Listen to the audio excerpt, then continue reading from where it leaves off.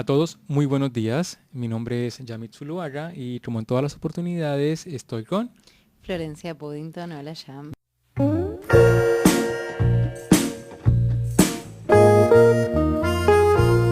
Hola y les damos la bienvenida a un capítulo más de Contratapas Podcast. El último de esta serie. El último de esta serie, aparte ya estamos en la mitad también ya casi la mitad del año, estamos en junio, esto está pasando volando. Y un ciclo que ha sido emocionalmente, no sé si fuerte, pero muy propositivo, ¿no? Personajes contra el mundo nos propone como una forma de luchar, una forma de encarar la vida, que es muy difícil a través de la literatura, porque vemos en los personajes que hasta ahora hemos tenido esta idea de la fuerza y del trabajo duro, ¿no? Sí, además, ¿qué quiere decir eso, no? Porque los libros que leímos muchas veces tenía que ver con ir no solo en contra de gente, sino en contra de ideas, de formas de concebir la vida, paradigmas culturales, ¿no? Son personajes que se animan a plantear otra forma de vida. Sí. Y acá tenemos algo parecido con el libro que nos toca hoy. Además es lindo porque llegamos a uno de los libros clásicos de la literatura, que es parte de la lista de mucha gente, y también es un autor que genera cierto tipo no sé si de conflicto, es como ambivalente. Vamos a hablar de Herman Melville con su cuento, es un cuento, ¿no? Sí, una novela, ni llega a ser novela. Sí, no llega a ser novela corta y de hecho se publicó como cuento. Les hablamos de Bartleby, sí. El escribiente, que es uno de los cuentos más famosos de Melville. Yo creo que junto a Moby Dick y junto a Benito Cereno deben ser las obras más conocidas de Melville. Sí. Que yo siempre lo confundo con Hawthorne. Ay, no, pero... Bueno, pero porque son estadounidenses de la misma época. Y entonces hay como una cuestión, ¿no? Porque tenemos este cuentico muy corto y muy diciente y muy famoso, y también tenemos ese Moby Dick, ¿no? Que es como su cara más... contracara, claro. Y la cara más comercial, aparte de o sea, no solo novela, sino película y metáfora y parte de la cultura popular, ¿no? Sí, pero novelón, espectacular. Yo lo recomiendo. Así es. Bueno, algún día hagamos una serie de novelas interminables. Bueno, eso ya es como dentro de muchísimos años, cuando tenemos mucho tiempo y ninguna otra obligación. Claro. Entonces vamos a hablarles de Bartleby, el escribiente, un cuento que fue publicado en The Piazza Tales en el año de 1853. Está ambientado en la ciudad de Nueva York, un Nueva York muy todavía sueño americano para el viejo mundo. Muy en construcción todavía. Sí, nos trae mucho a la cabeza esta cuestión de los rascacielos, de un país formándose, de la multiculturalidad en todos los ámbitos. Y bueno, Bartleby es famoso ni siquiera por su nombre, sino por la frase. Se trata de un cuento que nos muestra a un oficinista, o en realidad nos empieza a mostrar a un señor que es escribiente, que tiene una oficina con 2 empleados más y contrata a un tercero porque de repente se llena de trabajo. Claro, él es administrador y tiene 2 empleados ya, un niño tipo cadete, ya. Y además se le acumuló trabajo y va a necesitar un tercer escribiente, justamente, alguien que le tipee las cartas, las notas, ¿no? Bueno, tipee no, porque no había, escriba en todo caso, ¿no? Y el tercero es nuestro amigo Bartleby, ¿no? Sí, por eso ahí ya nos plantea el primer dilema. El libro está, la novela, el cuento, está escrito en primera persona, habla este narrador, que es el oficinista, bueno, el administrador o esta persona... El jefe, el de voz. Jefe, claro. Es como un poco el que hace también como la posición del narrador es él, ¿no? Porque su perspectiva o su punto de vista está siempre muy marcado. Claro, siempre nos dicen iba a decir, cómo lo afecta. El libro se llama Bartleby, el escribiente, pero en realidad, ¿quién es el protagonista de esta historia? ¿Bartleby o su empleador? Claro, correcto. Un poco uno y uno, ¿no? Hay como, estos son 2 personajes que son hasta en un punto antitéticos, ¿no? En su forma de afrontar la vida. Y también son una casualidad, porque es como que nunca se esperaba este jefe encontrarse un personaje como Bartleby, claro, de esa forma, ¿no? Es como una cosa inusual que también me hacía pensar en estas historias en las que uno de los personajes suele ser como como una metáfora del mundo, ¿no? Como que es menos humano y más abstracto, como en el caso del pianista. También tenemos esta relación del Novecento. Tenemos la relación de... fuiste a uno que ni me acordaba. Ya, porque yo ahí lo pensaba, era con esta relación de que Novecento es el personaje principal, pero su punto, o sea, nunca sabemos mucho qué piensa Novecento. Lo que sabemos es cómo Novecento afecta la vida del trompetista. Claro, que es el que narra. Claro, entonces debería ser como que Barijo tiene como esta similitud con Melville y no al revés. Y entonces la frase que siempre dice, no, en un punto, bueno, él trabaja muy bien, escribe, qué sé yo, nos va contando el ambiente de la oficina, uno de los dos otros empleados es un gordito que trabaja mejor en las horas de la tarde, pero en la mañana es como un poco malhumorado. Es que lo que tiene este cuento es que es como humorístico, ¿no? Entonces están todos los personajes un poco exagerados, pero un poco tiende al humor. Porque también lo que tú decías de quién es el protagonista es importante porque también es como un manual de jefe, ¿no? De un tipo que tiene una idea sobre su propio negocio, porque de pronto yo no tengo así empleados, ¿no? Ni he tenido nunca empleados, pero las personas que los tienen también se tienen que adaptar a las otras personas. Es una convivencia todo el tiempo, porque uno pasa muchísimas horas en el laburo, cuando uno tiene un laburo así como muy de oficina, y uno ya conoce las cualidades de los demás, a quién hablarle cómo, qué hace cada persona en cada lugar, y entonces también nos involucra mucho en esta idea como costumbrista, ¿no? Como qué le pasa a la gente en cierto punto, y Bartleby arranca como un buen empleado, hasta que en un punto llega la frase, ¿no? La gran frase. ¿Te parece que leamos un poquito para...? Antes de la gran frase, sí, Flor. Antes de la gran frase. Entonces vamos a leer el inicio de Bartleby, el escribiente, aquí en Contratapas Podcast. Soy un hombre de cierta edad. En los últimos 30 años, mis actividades me han puesto en íntimo contacto con un gremio interesante y hasta singular, del cual, entiendo, nada se ha escrito hasta ahora. El de los amanuenses, o copistas judiciales. He conocido a muchos profesional y particularmente, y podría referir diversas historias que harían sonreír a los señores benévolos y llorar a las almas sentimentales. Pero a las biografías de todos los amanuenses, prefiero algunos episodios de la vida de Bartleby, que era uno de ellos, el más extraño que yo he visto o de quien tenga noticia. De otros copistas, yo podría escribir biografías completas. Nada semejante puede hacerse con Bartleby. No hay material suficiente para una plena y satisfactoria biografía de este hombre. Es una pérdida irreparable para la literatura. Bartleby era uno de esos seres de quienes nada es indagable, salvo en las fuentes originales, en este caso exiguas. De Bartleby no sé otra cosa que la que vieron mis asombrados ojos, salvo un nebuloso rumor que figurará en el epílogo. Antes de presentar al amanuense, tal como lo vi por primera vez, conviene que registre algunos datos míos, de mis empleados, de mis asuntos, de mi oficina y de mi ambiente general. Esa descripción es indispensable para una inteligencia adecuada del protagonista de mi relato. Soy, en primer lugar, un hombre que desde la juventud ha sentido profundamente que la vida más fácil es la mejor. Por eso, aunque pertenezco a una profesión proverbialmente enérgica y a veces nerviosa hasta la turbulencia, jamás he tolerado que esas inquietudes conturben mi paz. Soy uno de esos abogados sin ambición que nunca se dirigen a un jurado o solicitan de algún modo el aplauso público. En la serena tranquilidad de un cómodo retiro, realizo cómodos asuntos entre las hipotecas de personas adineradas, títulos de renta y acciones. Cuantos me conocen considéranme un hombre eminentemente seguro. El finado Juan Jacobo Astor, personaje muy poco dado a poéticos entusiasmos, no titubeaba en declarar que mi primera virtud era la prudencia, la segunda, el método.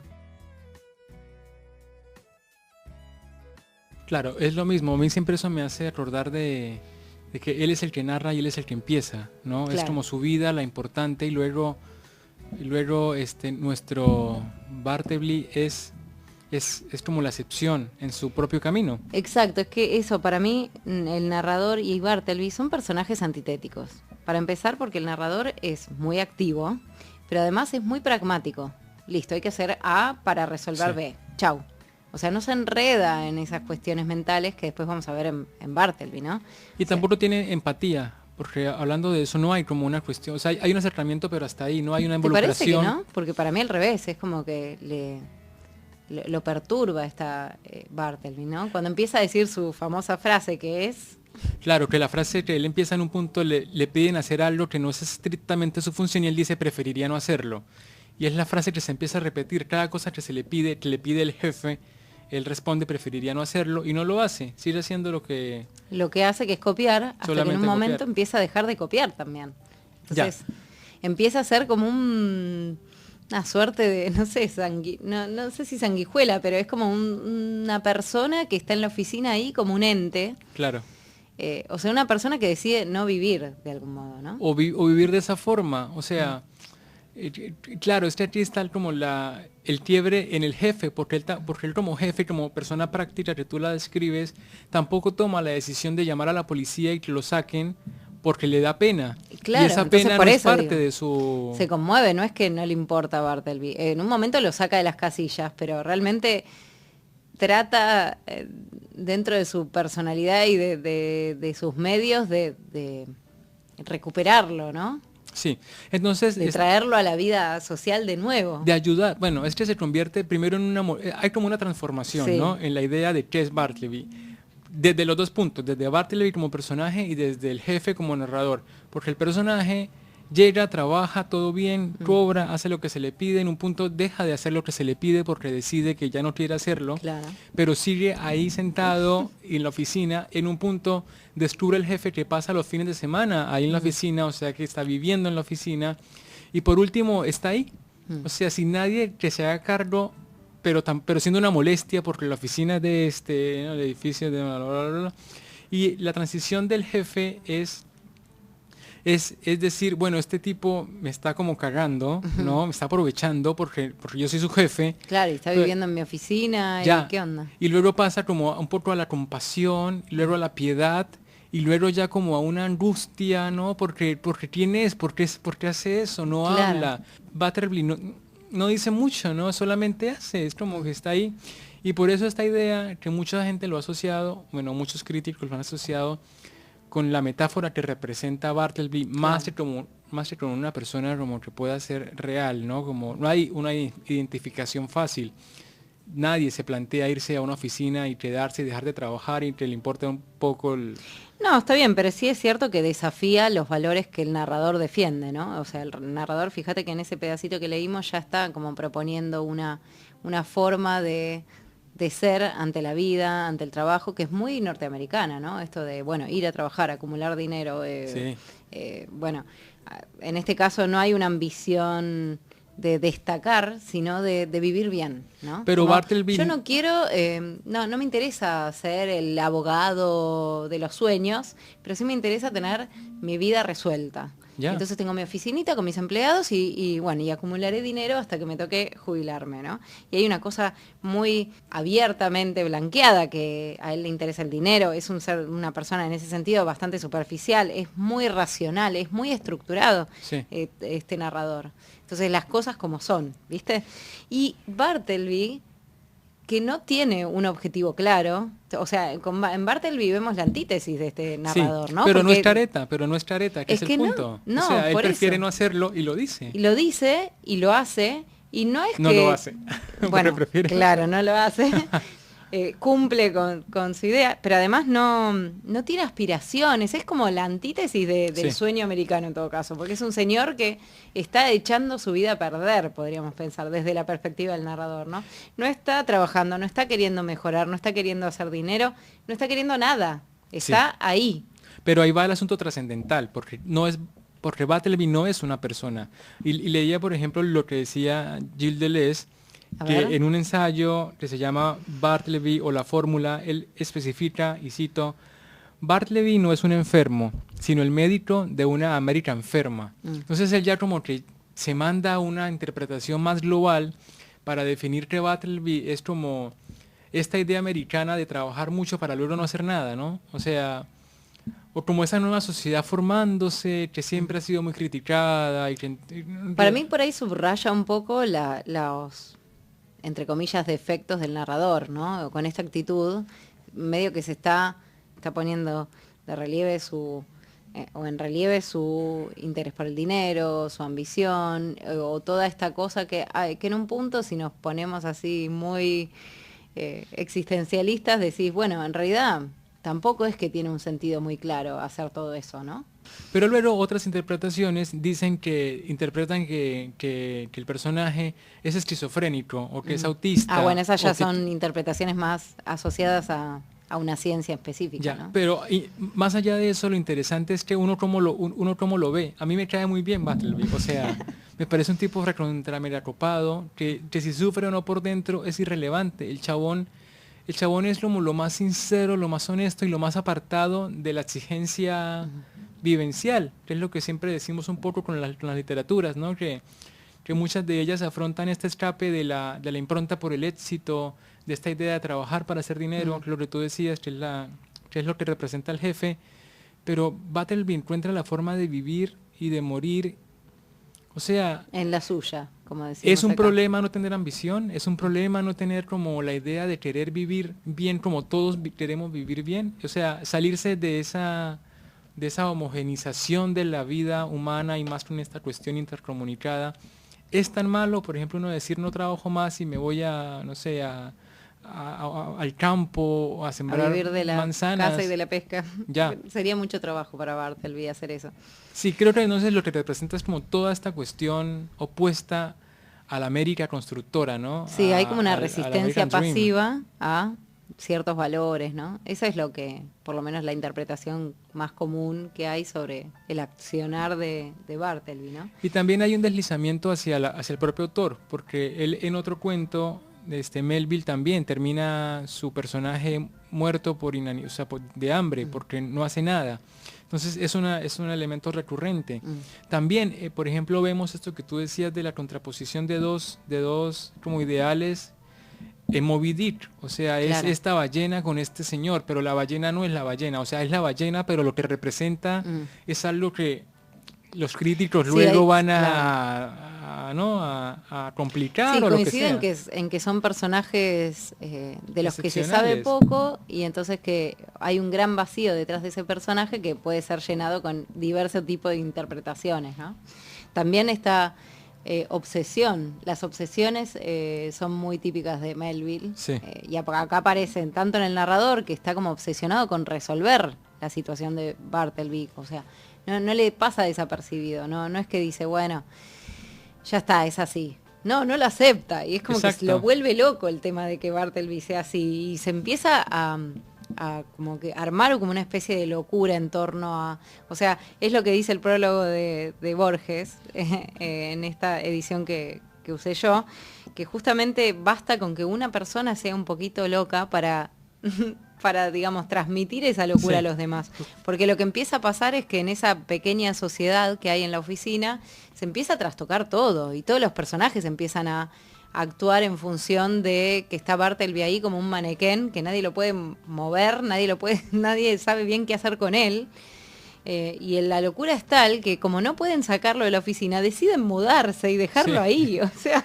Aparte el que viene después a ocupar la oficina. Claro, va y lo busca porque él más o menos es el único responsable, la única queda conexión. Como el padre o el tutor de Bartleby ahí que, me dejaste acá un muñeco que no me lo puedo sacar de encima, a ver qué puedes hacer, ¿no? Y de ahí también mi relación con Novecento. Novecento muere en el barco porque no sale, y un edificio es un barco vertical. Y tú hablabas de Borges, bueno, yo no tenía la versión con el prólogo de Borges, pero encontré en un libro de Borges llamado Prólogos con un prólogo de Borges, cuando habla del libro y lo compara sobre todo con Moby Dick, ¿no? Claro. Y dice, Moby Dick está redactado en un dialecto romántico del inglés, un dialecto vehemente que alterna o conjuga procedimientos de Shakespeare y de Thomas de Quincy, de Brown y de Carlyle. Bartleby, en un idioma tranquilo y hasta jocoso, cuya deliberada aplicación a una materia atroz parece prefigurar a Frank Kafka. Hay, sin embargo, entre ambas ficciones una afinidad secreta y central. En la primera, la monomanía de Ahab perturba y finalmente aniquila a todos los hombres del barco. En la segunda, el cándido nihilismo de Bartleby contamina a sus compañeros y aún al estólido señor que refiere a su historia y que le abona sus imaginarias tareas. Es como un poco la revolución, cómo algo diferente puede empezar a volverse un germen y contagiar, ¿no? Contagiar al siguiente y al siguiente y al siguiente, y también hacer de repulsión para el radical que no quiere ver como el color, ¿no? Pues en su opuesto.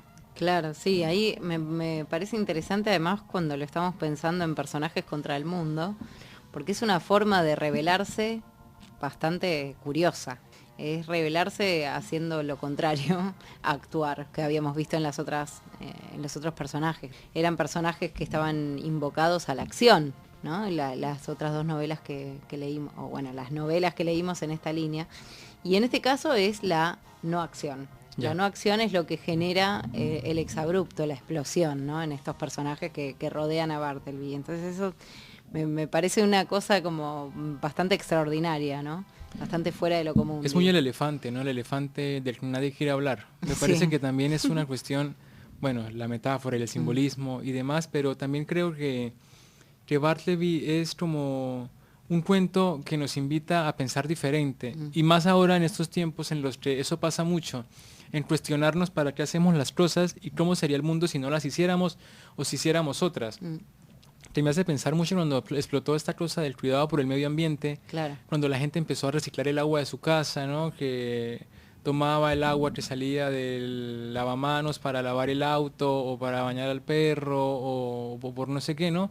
Cómo nos cuestionamos nuestra propia realidad y cómo pensamos que lo que hacemos es lo que se debe hacer porque es lo que todo el mundo hace, ¿no? Porque nunca nos cuestionamos si habría que bañarnos con menos agua o menos veces al día, y esto es lo que hace Bartleby, como nos muestra la realidad, otra realidad sí, a mí lo que no es despreciable, porque el chabón no trabaja y vive con lo suficiente, come y no muere, o sea, al final muere por no comer, pero no, o sea, hace lo suficiente para vivir y uno no sabe lo que le pasa por dentro, que es lo más misterioso y lo más genial del asunto, o sea... Sí, en eso yo... No se queja, digamos. Por eso lo que decía era que el narrador y Bartleby son personajes antitéticos, pero como todas antítesis, siempre hay puntos de contacto entre estos dos extremos. Viste que al final siempre los extremos tienen puntos similares. Sí. Y en este caso es claro, el sentido de la vida. O sea, todo el tiempo el narrador está diciendo como no tiene sentido que sea así, que haga esto, ¿para qué lo hace? ¿Por qué no puede ser que no tenga un fin? Pero tampoco es que la vida ordenada, esto que vos decís, ¿no? ¿Por qué hacemos las cosas? Las hacemos porque nos dijeron que había que hacerlas así, digamos, pero tampoco es que hay un fin último que realmente justifique del todo, ¿no? Podríamos ponernos a filosofar y pensar, bueno, ¿cuál es el fin último que realmente motiva que uno vaya a trabajar todos los días y haga todo el tiempo cosas que no le gusta hacer o cosas que no tiene por qué hacer? Y como que ahí para mí, en esos dos extremos es donde se encuentran, porque en realidad si nos ponemos a filosofar y nos salimos del pragmatismo, bueno, podríamos decir que nada tiene sentido, ¿no? Ni la cosa extrema de Bartleby, ni tampoco la forma racional de ver las cosas que propone el narrador, ¿no? Y entonces ahí me parece que hay un punto de contacto. Sí, además también hay que aclarar que, bueno, este tipo de literatura de gente tan genial en el siglo XIX como que permitió otras cosas más adelante, porque también el cuento es existencialista, también es como absurdo, que luego también Sartre lo retoma y hay como toda una onda en Francia, en Europa sobre el existencialismo, pero también me hace acordar de Sama, porque si yo creo que tuviéramos acceso a lo que piensa este chico por dentro, Bartleby, es un poco lo que le pasa a don Diego de Sama, ¿no? Que por dentro pasan 10.000 cosas y por fuera no hace nada porque está metido en la espera, en un pueblo, quién sabe por allá dónde, o sea, como que el exterior no alcanza, hay una desconexión entre el pensamiento y la realidad. Pero bueno, eso ya como tú dices es irnos a la estratosfera. Así que nada, yo no sé qué más decir del libro, es una cosa muy espectacular de leer y bueno, no le queda como la frasecita para en momentos claves decirla, ¿no? Preferiría no hacerlo. Sí, totalmente. No, bueno, invitamos a todos. No, por ahí también lo último para rescatar es que a diferencia por ahí de Moby Dick o otras novelas y textos escritos por Melville, este además tiene esos tintes humorísticos que se te desprende una risa de vez en cuando. Y está bueno, porque no tiene que ser todo lúgubre y deprimente, ¿no? Sí, a veces uno se puede reír también de las cosas ridículas. Así que bueno, eso también. Así es. Y bueno, así terminamos nuestro ciclo de personajes contra el mundo. Se nos viene un ciclo todavía más emocionalmente más pesadito. Vamos a hablar de la muerte. Pero bueno, ya tendremos primero la novedad. Así que, Flor, muchísimas gracias por compartir ese espacio conmigo. Y a todos ustedes no se les olvide Instagram, Facebook, Contratapas Podcast. Y nos vemos en la próxima, Flor. Chau, chau.